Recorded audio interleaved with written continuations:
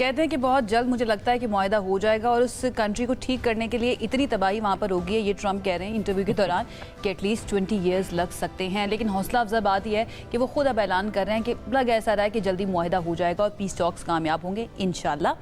चलते हैं, डॉक्टर जमील अहमद खान साहब ने हमें ज्वाइन कर लिया। अस्सलाम वालेकुम डॉक्टर साहब। Good morning sir. Thank you so much हमें ज्वाइन करने के लिए, सुबह का वक्त निकालने के लिए हमारे शो के लिए।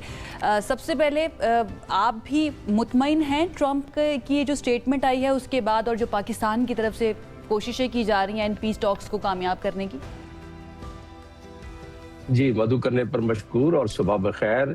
यकीनन पूरे हमारे मिलत पाकिस्तान के तमाम अफराद यकीनन इस मसरत पे उन्हें मुसरत है कि इतनी ज़्यादा पेशरफ्त हुई है कि अब हमारी उम्मीदें, अगर उसको परसेंटेज में मैं बयान करने की कोशिश करूं तो तकरीबन 90% उम्मीदें बढ़ गई हैं कि ये मुआहदा तय पा जाएगा और इसका सहरा पाकिस्तान के सर पर होगा, इसका ताज पाकिस्तान के सर पर होगा।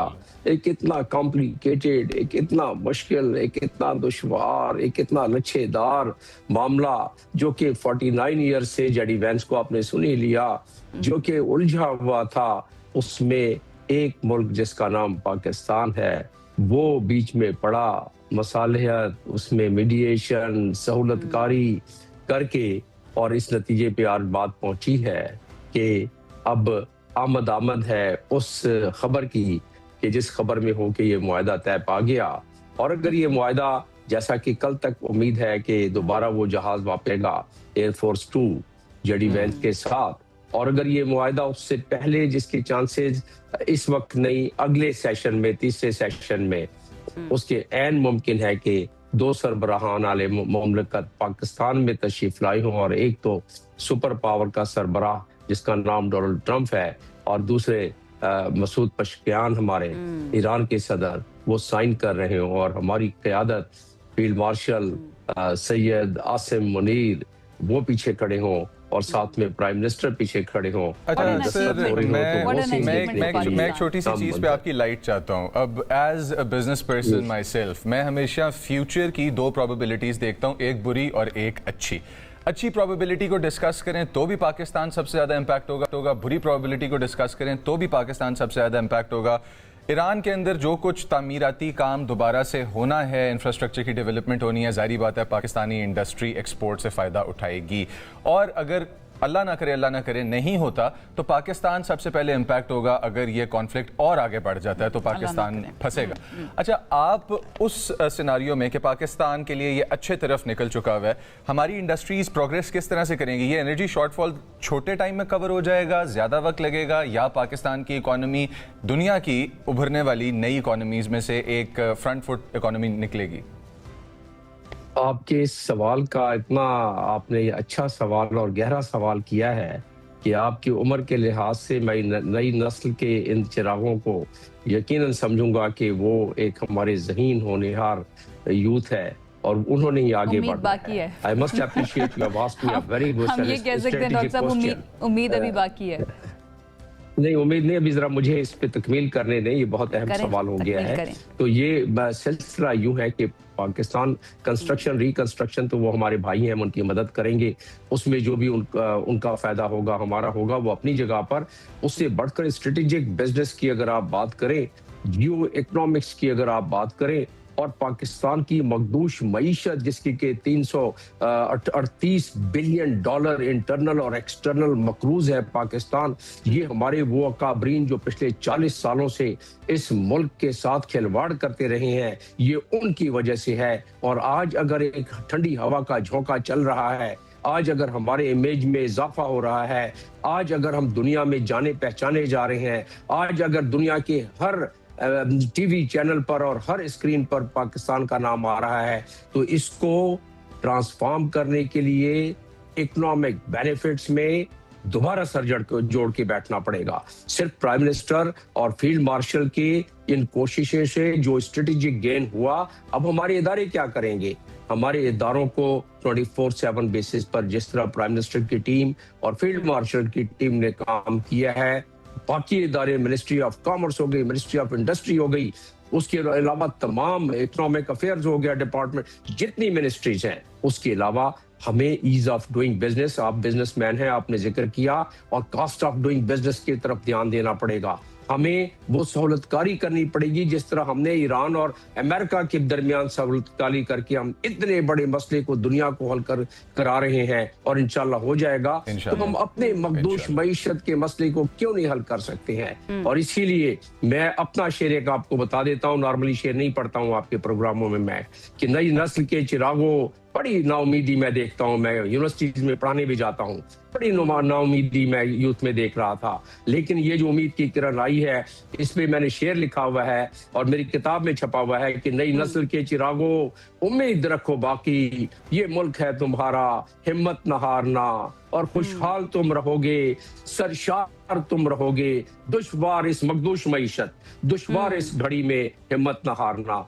अब जो आपका दौर इंशाल्लाह इस कामयाबी के बाद आएगा। और अगर हमारे प्राइम मिनिस्टर ने जिस तरह, जब वो चीफ मिनिस्टर थे, जिस तनदही के साथ मैं जाती तौर पर उनसे इंटरेक्शन करता रहा हूं, जब मैं यूएई में ठीक है डॉक्टर साहब, आपकी बात बिल्कुल ठीक है, लेकिन ये आखिरी में कर रहा हूँ सर, मेरा सवाल ले लीजिए ना। मेरा सवाल, हमारे पास वक्त जरा कम होता है तो हम कोशिश करते हैं जितने सवाल हैं उनके ऊपर एनालिसिस हम ले लें। अपने जोश में, बिल्कुल जोश में, और होना भी चाहिए, पाकिस्तान की अचीवमेंट है, इसमें कोई शक नहीं है। दूसरा ये कि ऑप्टिमिज्म होना या ऑप्टिमिस्टिक होना is a very good thing, ये हमें आगे बढ़ते रहने का हौसला देती रहती है। एट द सेम टाइम हमें रियलिस्टिक भी होना चाहिए। अभी you know in the process हैं ये जो मुज़ाकरात हैं, हम बहुत जल्दी कंक्लूजन पर तो नहीं पहुंच रहे, इससे पहले कि हम दरमियान में जो इंट्रिकेट डिटेल्स हैं उनके ऊपर बात करें। We are talking about the business side of it, या फिर पाकिस्तान की इकोनॉमी की बात करें, जो कि डेफिनेटली पाकिस्तान के लिए बहुत ज़रूरी है, उसके ऊपर हमें काम करना है। बट अभी तो हम चल रहे हैं, अभी तो मुज़ाकरात का दूसरा दौर शुरू होना है। हम तो इन चीज़ों की खुशी मना रहे हैं, इन बातों की खुशी मना रहे हैं कि भाई ऑप्टिमिस्टिक या इस तरह के बयानात आ रहे हैं उन वर्ल्ड लीडर्स की तरफ से, जो कि डायरेक्ट स्टेक होल्डर हैं इस टॉक्स के अंदर, कि जब तक ये हल नहीं होते हैं तब तक कुछ भी नहीं हो सकता, चाहे वो चाइना हो, चाहे वो रशिया हो, चाहे वो पाकिस्तान हो, ईरान हो या फिर अमेरिका। इन टॉक्स की कामयाबी सबसे ऊपर हमारी या प्रायोरिटी के ऊपर होनी चाहिए कि ये कामयाब हो, उसके बाद बाकी बात की जाए। जी, मैं अज्यूम करता हूं कि 3 या 4 मिनट आपके पास है, और ये आपने क्योंकि बड़ी अनमोल किस्म की बात कर दी थी आपके साथी ने, इसलिए मैंने ये तबसरा इस पे किया। कौन कहता है कि 100% हर एक को ये महसूस हो गया कि ये हो रहा है? ये तो बात ही नहीं हुई। बात ये है कि सेकंड फेज अभी है, और मैंने आपको परसेंटेज अपने तजिए के मुताबिक बताई कि जिस हालात और वाकयात, जिस तरह के बयानात आ रहे हैं, जिस तरह की निशानदेही मिल रही है, जिस तरह के 15 पॉइंट में से 1 पॉइंट जेडी वैंस जो है वो मेंशन करके गए हैं, बाकी तकरीबन हल तलब हैं। 12 पॉइंट्स पर तो बात भी कम हुई है, बाकी तो तकरीबन सारे माने जाने गए हैं। लेकिन जो बाकी 2 पॉइंट्स है, हरमुज का, और क्योंकि वक्त कम है तो मैं इसको समेट रहा हूँ, हरमुज का पॉइंट और लेबनान का पॉइंट बड़ा मुश्किल पॉइंट नहीं है। हरमुज का पॉइंट बड़ा आसान है, उस पर इंटरनेशनल कानून मौजूद है, यूनाइटेड नेशंस लॉ ऑफ हाइसेज मौजूद है, उसका आर्टिकल 17 मौजूद है, उसका आर्टिकल 24 मौजूद है, उसके तहत, और कुछ लोग कुछ दो के मामले में उसका फ्रेमवर्क अगले चंद दिनों में बनता नजर आ रहा है। असल एनरिचमेंट का मामला था, इजराइल उसके पीछे पड़ा हुआ था, JCPO के वक्त भी उसने खराबी पैदा की थी, अब भी खराबी पैदा कर रहा है, वो हो जाएगा। उम्मीद ज्यादा बढ़ गई है, और उस उम्मीद की वजह से मजीद मेहनत, लगन और काबिशों की जरूरत है, और हर मिलत पाकिस्तान के फर्द को अपना दिया जलाना पड़ेगा। मखदूश मईशत की बात हो रही थी, आप उसमें भी चले, एक उसका बिजनेसमैन के तौर पर जिस तरह आपने जिक्र किया है, उसमें उसका नेगेटिव पहलू देख लेते हैं। नेगेटिव पहलू यह है कि अगर हमारे अकाबरीन ने वही सुस्ती, वही काहिली दिखलाई, तो हम इससे फायदा नहीं उठा सकेंगे। जो हमारी, आप क्या समझते हैं, जो आपका इमेज बढ़ा है पूरी दुनिया में, आपकी वैल्यू बढ़ी है पूरी दुनिया में, इस छोटे से वक्फे मार्का हक से लेके अभी तक, उसको हमें कैश नहीं कराना चाहिए। ये काम हमारे अकाबरीन का है, और यही वो कर रहे हैं। और इसीलिए मैं कह रहा हूं कि 90% हमें उम्मीद हो गई है। जब ये हो जाता है तो फिर हमारे बिजनेसमैन, आप जैसे यंगस्टर्स जो हैं, और बाकी जो हमारे बिजनेस पर्सन है, उन्हें फिर सरजड़ को जोड़ के बैठना पड़ेगा। मिनिस्ट्रीज को उनको सहूलत प्रोवाइड करनी होगी। जोग्राफियाई लिहाज से पाकिस्तान ऐसे खिते में मौजूद है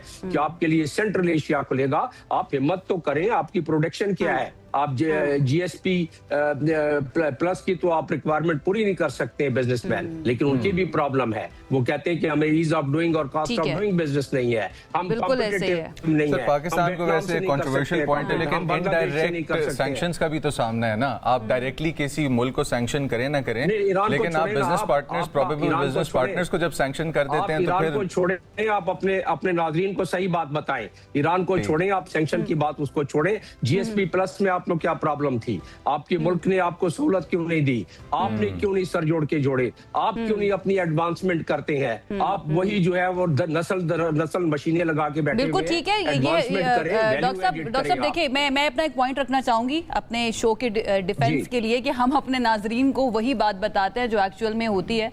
ठीक है, मुजम्मिल बात कर रहे थे पाकिस्तान की के इनडायरेक्ट सैंक्शंस की बात, ईरान की उन्होंने बात नहीं की। I think you heard it differently.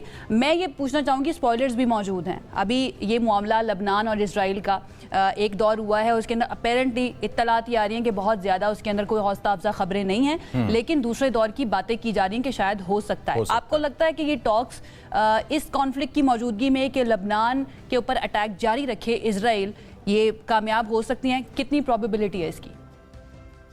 देखिए, इजराइल को तो जब से ज़ायोनिज़्म की बुनियाद रखी गई स्विट्जरलैंड में 1897 में, उस वक्त से लेके जो उनके हालात हैं, और खासतौर पर इजराइल बनने के बाद 1948 के बाद, तो उसने तो स्पैनर डालना ही डालना है।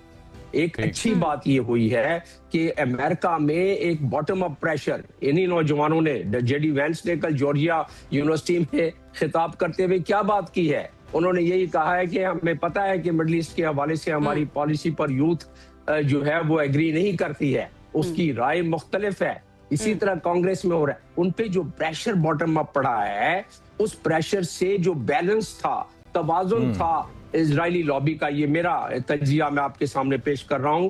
और आपको जेफरी सेक्स भी यही बताएंगे, सेच भी यही बताएंगे, आपको जॉन मीर शैमर भी यही बताएंगे, जो अमेरिका के बड़े स्कॉलर्स हैं, कि वो उसका बैलेंस अभी टिल्ट हो रहा है, बर्दाश्त से बाहर हो रहा है। जो अमेरिका में अपनी एक अपराइजिंग थी, एक अपनी बिल्कुल नो किंग्स की शक्ल में नजर आई और दीगर रैलीज की शक्ल में नजर आई। सर, एक छोटी सी बात पे ना आपका ओपिनियन और चाहिए, और फिर उसके बाद विल लेट यू गो है। आप ने टाइम निकाला, आपका शुक्रिया। टाइम बता दें कितना रह गया ताकि उस हिसाब से मैं तबसरा करूं। सर, टाइम खत्म हो गया। बहुत शुक्रिया आपका। डॉक्टर जमील अहमद खान साहब हमारे साथ मौजूद थे, उनका एनालिसिस आपने मुलाहिजा किया, और उनका ये कहना है रेटरिक इज वेरी गुड। हमेशा मैं बड़ी तारीफ करती हूँ डॉक्टर जमील का, रेटरिक बहुत अच्छा है, बहुत अच्छी बात करते हैं, लेकिन एनालिसिस जो है ना वो भी बहुत ज़्यादा ज़रूरी होता है। अब उसके अंदर कुछ अपडेट ये आई है, अगर हम पाकिस्तान के ऊपर फोकस करते हुए बात करें, क्योंकि पाकिस्तान की बात करना बड़ा ज़रूरी है, एंड दैट इज़ बिरादर इस्लामी मुल्क है सऊदी अरब। उसकी तरफ से ये कहा गया है कि पाकिस्तान को दिए जाएंगे वो पैसे जिनकी ज़रूरत थी पाकिस्तान को, क्योंकि UAE की तरफ से अपने पैसे वापस मांग लिए गए थे। तो नया डिपॉजिट जो है वो रखवाया जाएगा सऊदी अरब की तरफ से, और ये मुज़ाकरात भी चल रहे थे। एट द सेम टाइम ये भी कुछ इंपॉर्टेंट इंफॉर्मेशन आई है कि प्राइम मिनिस्टर शहबाज शरीफ ट्रैवल करेंगे सऊदी अरब के लिए आज, और वहाँ पर जाकर एक जो है ना उनकी इंपॉर्टेंट मीटिंग भी हो सकती है। ज़र मुबादला का जो खसारा था उसको पूरा करने के लिए पाकिस्तान को $3 अरब डिपॉजिट देने का ऐलान किया है सऊदी अरब ने। अच्छा, मुझे ये चीज़ अच्छी इसलिए भी लगी है कि पहले हम लोगों के एक दूसरे के साथ कॉन्ट्रैक्ट्स चल रहे थे, डिफेंस बेस भी थे, हमारी कोऑपरेशन मिलिट्री में भी चल रही थी, और उसके बाद जब ये जंग का माहौल गर्म हुआ है तो बहुत जिम्मेदाराना जो है ना किरदार निभाया है इन ममालिक ने, वापस ईरान पे अटैक ना करके और इन प्रॉब्लम्स को ना बढ़ा के, इस आग को हवा ना दे के। ये बहुत अच्छा स्टेप्स था, एक स्टेप था।